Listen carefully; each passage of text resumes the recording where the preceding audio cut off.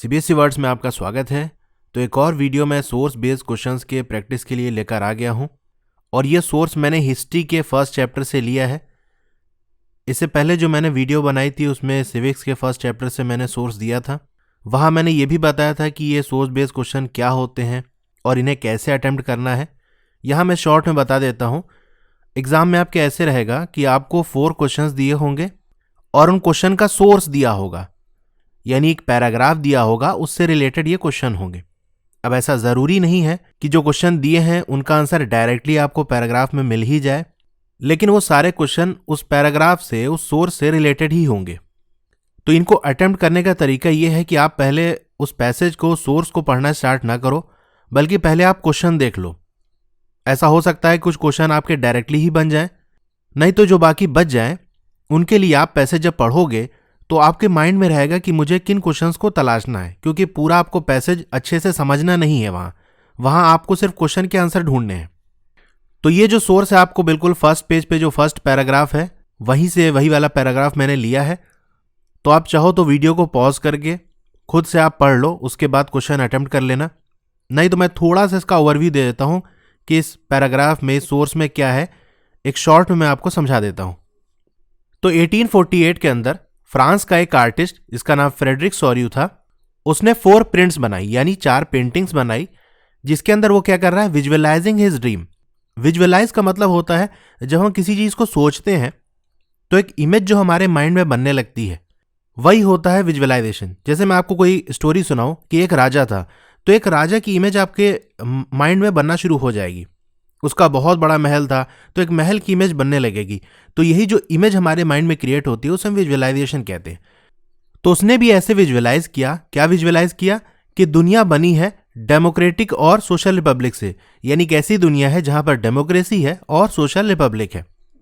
तो जो पहला प्रिंट है, जो इमेज आप देख भी सकते हो बुक में, बिल्कुल फर्स्ट पेज पे बनी हुई है, उसके अंदर आपको देखने को मिलेगा यूरोप और अमेरिका के लोग हैं, मैन वुमेन, ऑल एजेस, यानी सारे ही एज के, छोटे बड़े सब हैं, सारे ही सोशल क्लास के हैं, यानी अमीर गरीब, और चले जा रहे हैं एक लंबी ट्रेन बना के, यानी एक कतार, एक लाइन में चले जा रहे हैं और ऑफरिंग होमेज, यानी वंदना करते हुए, रिस्पेक्ट देते हुए, किसको, स्टैच्यू ऑफ लिबर्टी को। जब उसके पास से गुजर रहे हैं स्टैच्यू ऑफ लिबर्टी से, तो उसको रिस्पेक्ट दे रहे हैं। अब ये स्टैच्यू ऑफ लिबर्टी क्या है? असल में जो फ्रेंच रेवोल्यूशन चल रहा था उस समय लिबर्टी को, यानी आजादी को, एक महिला का रूप दे दिया गया था। वैसे तो आज़ादी कोई चीज़ नहीं है, यानी उसका कोई शेप साइज नहीं है। क्या आपसे मैं पूछूं, बताओ आपके पास कितने किलो की आज़ादी है, कितने सेंटीमीटर की आज़ादी है, तो उसका कोई शेप डायमेंशन नहीं होता, कोई उसका इमेज नहीं होती। लेकिन फिर भी बहुत सारी चीज़ें थी जिसको फ्रेंच रेवोल्यूशन के टाइम उन्होंने एक रूप दे दिया था। उनमें से एक लिबर्टी थी जिसको एक महिला का रूप दिया गया था। उसके एक हाथ में टॉर्च ऑफ इनलाइटमेंट है, दूसरे हाथ में charter of rights of man है, और जमीन में, यानी इमेज के नीचे वाले हिस्से में आप देखोगे तो वहां पर शैटर्ड रिमेन्स, यानी बिखरे हुए अवशेष हैं। किसके? एब्सोल्यूटिस्ट इंस्टीट्यूशन के। अब ये एब्सोल्यूटिस्ट इंस्टीट्यूशन क्या है, क्योंकि यहां लिखा नहीं इसलिए मैं बताऊंगा नहीं, आपको ये याद होना चाहिए। इसका मीनिंग आपके राइट साइड बुक में दी हुई है, तो मैं यहां पर वही डिस्कस करूंगा जो एक पैसेज की तरह से आपके सामने रहेगा। तो ये जो एब्सोल्यूटिस्ट इंस्टीट्यूशन है, इसके बिखरे हुए अवशेष पड़े, यानी कोई चीज टूट जाती है, हम फेंक देते हैं जमीन में तो वो बिखर जाता है, तो वैसे ही कुछ वहां पर दिखाया गया है।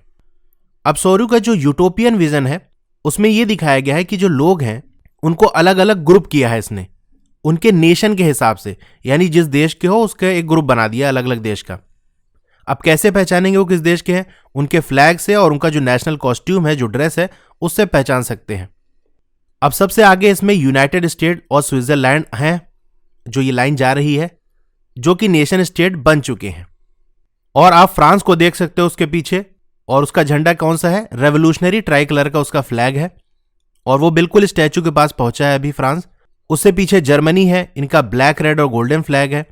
और इंटरेस्टिंग बात यह है कि जब सॉर्यू ने इस इमेज को बनाया था उस समय जो जर्मन लोग थे वो एक देश के रूप में नहीं थे, यानी उनका कोई यूनाइटेड नेशन नहीं था। जर्मन भाषा बोलने वाले अलग अलग जगह पर बिखरे हुए थे।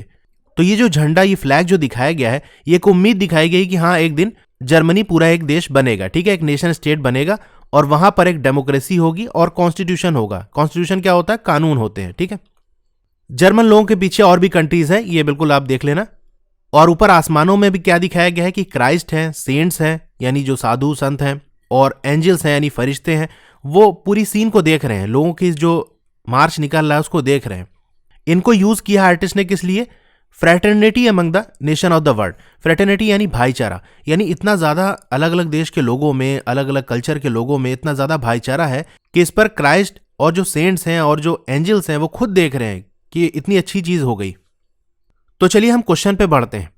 यहां पर मैंने कोई क्वेश्चन डायरेक्ट नहीं लिए हैं, जैसा कि मैंने सैंपल पेपर कराया था तो वहां आपने देखा होगा कि क्वेश्चन बिल्कुल डायरेक्ट नहीं आ रहे हैं। कुछ क्वेश्चन डायरेक्ट भी हैं और कुछ क्वेश्चन ऐसे हैं जहां पर आपको चैप्टर वो पूरा अच्छे से आना चाहिए, तभी आप अटेम्प्ट कर सकते हो। तो डायरेक्ट क्वेश्चन देने का फायदा नहीं था क्योंकि वो तो खुद ही कर सकते हो। तो कुछ क्वेश्चन मैंने ऐसे लिए हैं जिससे आप उतना सोच सको, क्योंकि जरूरी नहीं कि एग्जाम में यही वाला आ जाए जो मैंने दिया है, लेकिन एग्जाम में कम से कम आपका ब्रेन उतना चलने लगे, उसके लिए प्रैक्टिस जरूरी है। तो मैंने क्वेश्चन थोड़े ऐसे ही लिए हैं जिसका आंसर आपको डायरेक्टली नहीं मिलेगा। तो पहला क्वेश्चन हमारे सामने है, at the time when Frederic Sorrieu made painting there was. तो जब इसने आर्टिस्ट ने ये पेंटिंग बनाई उस समय क्या था? Establish democratic and social Republic in Europe. तो क्या वहां पर डेमोक्रेटिक और सोशल रिपब्लिक था? तो ये वर्ड आपको देखने को तो पैराग्राफ में मिल जाएगा, लेकिन ये ऑप्शन गलत होगा, क्योंकि हकीकत में यूरोप के अंदर डेमोक्रेटिक और सोशल रिपब्लिक नहीं था, वो तो उसका सिर्फ ड्रीम था, उसने सिर्फ विजुअलाइज किया था। दूसरा, क्या वहां पर मोनार्की था? तो ये बात सही है, वहां पर राजा महाराजा वाला सिस्टम था। तो जो वर्ड आपका एब्सोल्यूटिस्ट इंस्टीट्यूशन का आया था, जिसका मीनिंग आपको पता होना चाहिए, क्योंकि एग्जाम में ऐसा भी क्वेश्चन था, सैंपल पेपर मैंने कराया था कि क्वेश्चन दे दिया और उसका मीनिंग आपके बुक में लिखा हुआ था, तो साइड में जो मीनिंग्स वगैरह हैं उसको आपको याद रखना है। तीसरा ऑप्शन भी देख लेते हैं, नेशन स्टेट तो नहीं था, यही तो बनाना था, इसीलिए तो सारा रेवोल्यूशन था। People's rule in Europe, people's rule यानी डेमोक्रेसी, तो डेमोक्रेसी नहीं थी, ये तो सिर्फ उसने ड्रीम देखा था। सेकंड क्वेश्चन हम देखते हैं, खुद से भी आप अटेम्प्ट कर सकते हो, थोड़ा सा वीडियो को पॉज करके खुद से सोचो कि इसका आंसर क्या हो सकता है। ठीक है, आपने अटेम्प्ट कर लिया होगा। Statue shown in the Sorrieu's print is. तो जो स्टैचू दिखाया गया है इस प्रिंट के अंदर वो किसका है? एलोगरी ऑफ नेशन या फीमेल या लिबर्टी या यूटोपियन विजन, इन चारों में से किसका एलोगरी है? तो सबसे पहले आपको यह पता होना चाहिए कि एलोगरी होता क्या है। तो ये इस चैप्टर के आगे के टॉपिक में ये वर्ड आता है, तो आप देख सकते हो कि आपको चैप्टर अच्छे से मालूम होना चाहिए। ये जरूरी नहीं कि आपको वही जो आपको सोर्स दिया हुआ है वही अच्छे से मालूम होना चाहिए, बल्कि पूरा चैप्टर अच्छे से मालूम होना चाहिए। तो ये एलोगरी होता क्या है? जब किसी एब्स्ट्रैक्ट आइडिया को हम कोई रूप दे देते हैं, एब्स्ट्रैक्ट यानी जिसका कोई शेप साइज नहीं है, निराकार है। जैसे मैं कहूं हैप्पीनेस, पेन, लालच, तो लालच कोई देखने वाली चीज नहीं है कि हाँ बताओ कितनी बड़ी लालच है, कितने किलो की लालच है, कोई उसका शेप साइज नहीं है। तो ऐसी चीजों को हम कोई रूप दे देते हैं, उसका कोई शेप और साइज बना देते हैं, तो उसी को हम एलोगरी कहते हैं। तो जो स्टैचू था क्या वो नेशन का एलोगरी था, यानी क्या देश को एक इमेज दे दी गई थी, एक रूप दे दिया गया था? तो ऐसा नहीं था। एलोगरी ऑफ फीमेल, क्या किसी महिला को एक रूप दे दिया गया था? तो यहां आप थोड़ा सा कंफ्यूज हो सकते हो, क्योंकि वहां फीमेल फिगर आया है पैसेज के अंदर। एलोगरी ऑफ फीमेल का मतलब किसी महिला को एक अपने से काल्पनिक कोई महिला, कोई असली में कोई फीमेल नहीं है, वो सिर्फ आपके सोच में उसका चेहरा आया और उसको आपने बना दिया, तो वो होता है एलोगरी ऑफ फीमेल। तो ये ऑप्शन नहीं होगा। सी वाला ऑप्शन इसका सही होगा, एलोगरी ऑफ लिबर्टी, यानी लिबर्टी को एक रूप दिया गया था। स्टैच्यू ऑफ लिबर्टी है ना वर्ड, तो वहां से आप समझ सकते हो, यानी आजादी को, लिबर्टी को, स्वतंत्रता को एक रूप दे दिया गया था। एलोगरी ऑफ यूटोपियन विजन, तो ये बात भी गलत है, तो सी ऑप्शन इसका सही है। अब थर्ड क्वेश्चन देखते हैं, इसको भी आप ट्राई कर सकते हो। A government or system of rule that has no restraint on the power exercise.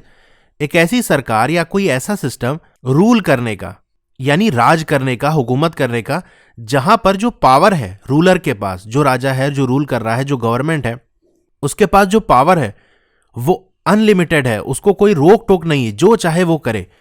तो इसे क्या कहते हैं? तो ये बिल्कुल डायरेक्ट डिफिनीशन है जो आपकी बुक से ली गई है, उसे एब्सोल्यूटिस्ट कहते हैं।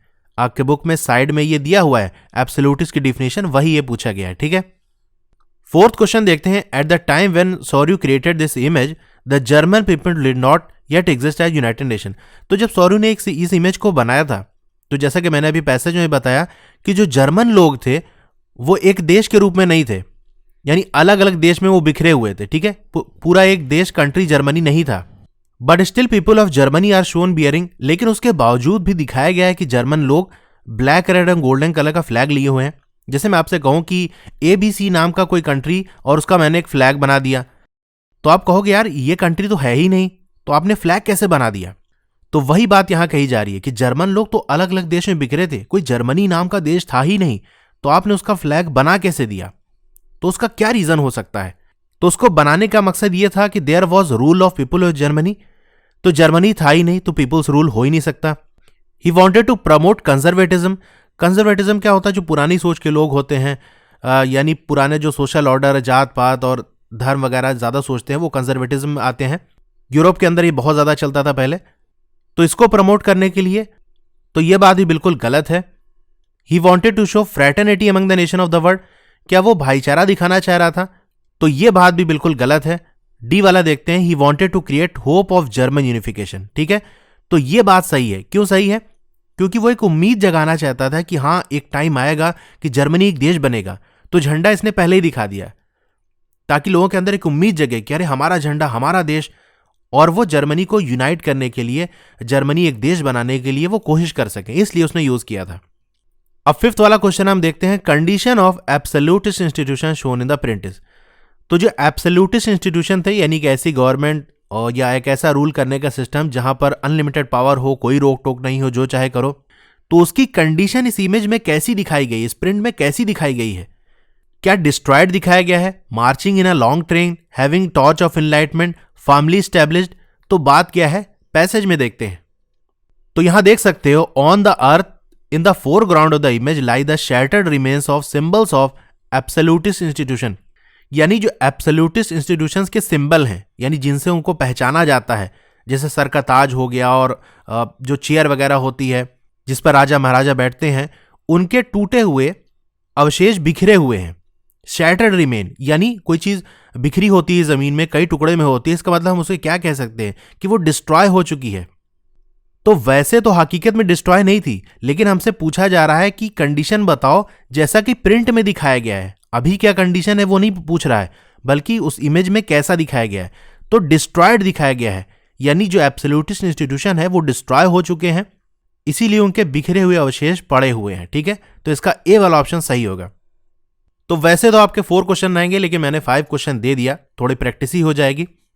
ओके, तो ये सोर्स बेस्ड क्वेश्चन के लिए मैं अलग से प्लेलिस्ट बना दूंगा। उसको देखने के लिए आप ये वीडियो है ना, वीडियो के इधर साइड में ऐसे ट्रायंगल सा बना होगा, उस पर क्लिक करोगे तो प्लेलिस्ट आ जाएगी। ठीक है, सोर्स बेस्ड क्वेश्चन, और उसके आगे ब्लू कलर से लिंक है, तो वहां देख सकते हो। या आप डायरेक्ट यूट्यूब पे चैनल का नाम सर्च कर लो, CBSE वर्ड्स, उसको क्लिक करके ओपन करोगे तो आपका ऐसे होम ऊपर लिखा होगा, होम वीडियो प्लेलिस्ट, तो प्लेलिस्ट पे आपको क्लिक करना है। नीचे जाओगे तो CBSE क्लास 10 लिखा होगा, उसके अंदर ऐसे प्लेलिस्ट लिखी होगी। ठीक है, 4 आपको प्लेलिस्ट दिखेगी और नीचे एक एरो होगा, जब उस पर क्लिक करोगे तो पूरी लिस्ट खुल जाएगी, तो वहां से भी सर्च करके आप देख सकते हो। ओके, तो आपको वीडियो कैसी लगी कमेंट करके जरूर बताइए। अच्छी लगी हो तो लाइक जरूर करिए और अपने दोस्तों में से शेयर जरूर करिए। चैनल पर नए हैं तो चैनल को सब्सक्राइब कर लीजिए, और उसके बगल में जो बेल का आइकन है उस पर क्लिक कर देंगे और ऑल पे क्लिक कर देंगे, तो जब भी नई वीडियो आएगी आपको मैसेज आ जाएगा। ओके, तो फिर मिलते हैं अगली वीडियो में। Thank you.